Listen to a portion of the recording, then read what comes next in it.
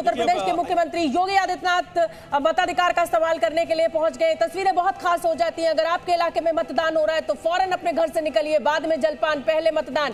मुख्यमंत्री पहुंच चुके हैं, देखिए, अपना मताधिकार का इस्तेमाल करने के लिए। और अनुराग, ये गुब्बारे वगैरह जो इस बार नया एक डेकोरेशन चुनाव आयोग ने किया है, ये एक जिसे कहें कि उत्साह बढ़ाने के लिए एक अच्छा प्रयास कहा जा सकता है। वोटर्स का खासा ध्यान रखा गया है, खान पान का, उनके जलपान का, और वहां पर हमने देखा कि किस तरीके से टेंट लगाए गए हैं जिससे कि गर्मी बहुत ज़्यादा परेशान न करे वोटर्स को। और किसी भी तरीके से वोटर अगर मताधिकार का इस्तेमाल करने के लिए घर से निकलने का मन बना रहा है तो उसको कोई शको शुबा ना रहे कि मैं वहाँ जाऊँगा, मुझे वहाँ गर्मी में लाइन में लगना पड़ेगा। तो इस बातों का ख्याल रखा गया है। और हमने इससे पहले भी देखा है मतदान के दिन कि पोलिंग बूथ्स पर मताधिकार का इस्तेमाल करने के लिए आने वाले हर वोटर का ध्यान रखा गया है। योगी आदित्यनाथ अपने मताधिकार का इस्तेमाल करते हुए और ताबड़तोड़ रैलियां इस बार योगी आदित्यनाथ ने की हैं। स्टार प्रचारक रहे हैं भारतीय जनता पार्टी के। इस बार पूरे चुनाव के दौरान हमने योगी आदित्यनाथ को एक बैलेंस्ड एनर्जी लेवल में देखा है, शोभना। बिल्कुल। और देखिए, राष्ट्रीय अध्यक्ष जेपी नड्डा साहब भी अब इस समय तस्वीरों में दिखाई दे रहे हैं। मताधिकार का इस्तेमाल करने के लिए तमाम दिग्गज पहुंचने लगे। तमाम दिग्गजों की किस्मत आज ईवीएम में बंद होने जा रही है और मुस्कुराते अपने हाव भाव के साथ देखिए तमाम जो राजनीतिक दलों के नेता हैं वो अपने मत का इस्तेमाल कर रहे हैं। और देखिए, मुझे लगता है ना कि अनुराग, योगी आदित्यनाथ के अंदर का वो जो एक टीचर है वो इस समय दिखाई दे रहा है कि नहीं, चलिए लाइन में लगिए, दूर हो जाइए।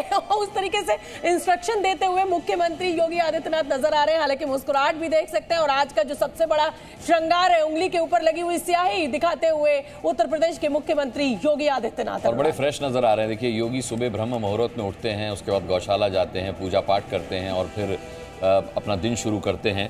योगी आदित्यनाथ ने आज भी वही किया। और उसके बाद वो सबसे पहले देखिए 7 बजते ही अपना मताधिकार का इस्तेमाल करने के लिए चले आए हैं। बिल्कुल। और राष्ट्रीय अध्यक्ष जेपी नड्डा भी इस समय तस्वीरों में दिखा रहे हैं। तमाम हमारे रिपोर्टर्स इस समय फील्ड में मौजूद है। प्रशांत योगी को सुन लेते हैं। हाँ, योगी आदित्यनाथ। लोकतंत्र का महापर्व लोकसभा चुनाव 2024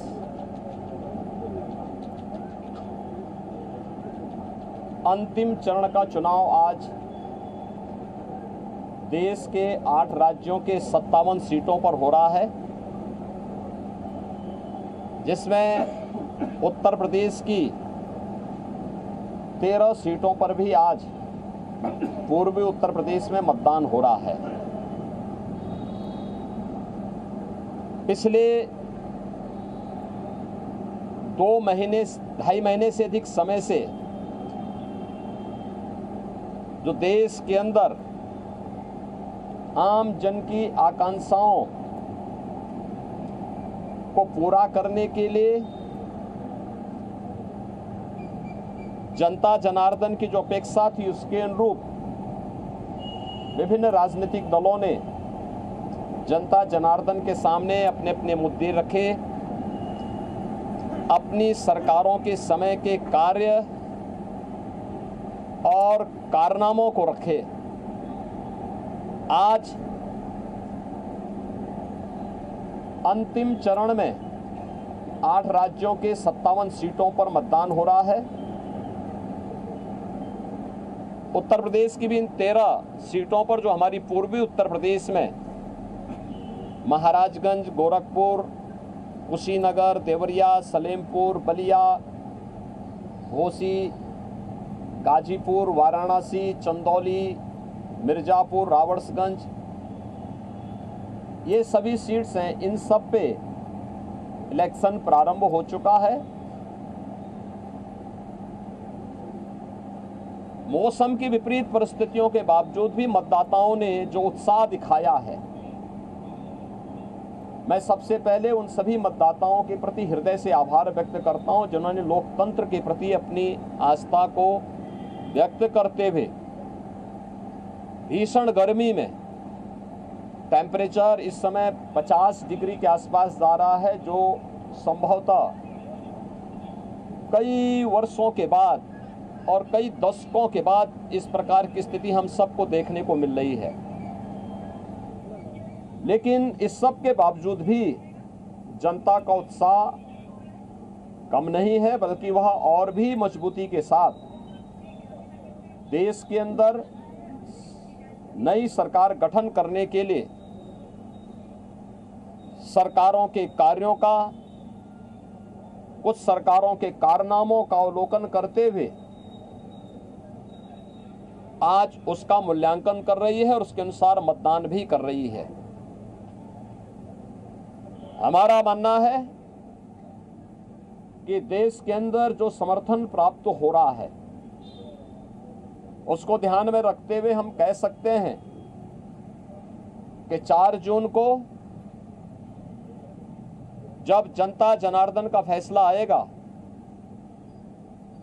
तो देश के अंदर आत्मनिर्भर और विकसित भारत के लिए विरासत भी और विकास भी, गरीबों के प्रति संवेदना भी, युवा पीढ़ी के उज्जवल भविष्य, जिन लोगों ने और जिन पार्टियों ने, जिन सरकारों ने काम किया है उसको पूरा आशीर्वाद प्राप्त हो रहा है और जनता को सुखद अनुभूति होगी, देश को सुखद अनुभूति होगी कि मोदी जी एक बार फिर से प्रचंड बहुमत के साथ सरकार बनाएंगे। उत्तर प्रदेश इसमें अपनी भूमिका का निर्वहन करेगा पूरी मजबूती के साथ। 10 वर्ष में बदलते हुए भारत को 7 वर्ष में डबल इंजन सरकार के द्वारा एक नए उत्तर प्रदेश का दर्शन कराया है, जिसमें सुरक्षा और विरासत के साथ साथ विकास के एक नए युग में उत्तर प्रदेश ने प्रवेश किया है।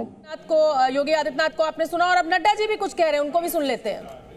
और मैं इसको प्रजातंत्र का त्योहार मानता हूं, उत्सव मानता हूं और प्रजातंत्र को मजबूत करने का इस उत्सव को ज्यादा से ज्यादा लोग मनाएं और सामर्थ्यवान भारत को आगे बढ़ाने में अपना योगदान करें। जी न्यूज़।